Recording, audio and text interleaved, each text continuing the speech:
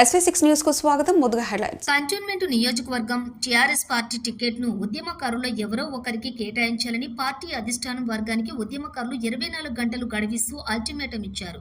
ఈ మేరకు ఉద్యమకారులు కంటోన్మెంట్ నియోజకవర్గంలోని జూబ్లీ బస్టాండ్ వద్ద ఉన్న పెకెట్ పార్క్లోని వారు సమావేశమై ఒకరికొకరు అభిప్రాయాలు వ్యక్తం చేసుకుంటూ ఆఖరికి ఉద్యమకారులు ఏకాభిప్రాయానికి వచ్చి తెలంగాణ కోసం ఉద్యమం చేసిన వారిలో ఎవరో ఒకరికి కంటోన్మెంట్ టికెట్ కేటాయించాలని డిమాండ్ చేశారు.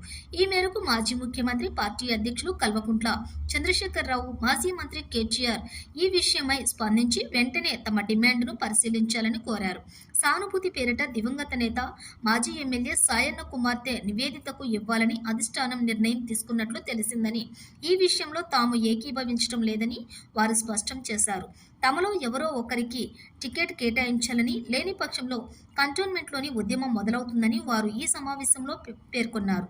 ఈ కార్యక్రమంలోని ప్రభు గుప్తా, సింహ, ముదిరాజ్, బొట్టు ప్రభాకర్, శివ, యాసిన్ తదితరులు హాజరయ్యారు. ఇంకొకరికి ఇస్తారా మీరు ఆలోచించుకోండి, కానీ మాత్రం నాగేశ్వరికి టికెట్ ఇవ్వాలని కోరుకుంటూ మీరు నిర్ణయాన్ని మార్చుకుంటారని ఆలోచిస్తున్నారు.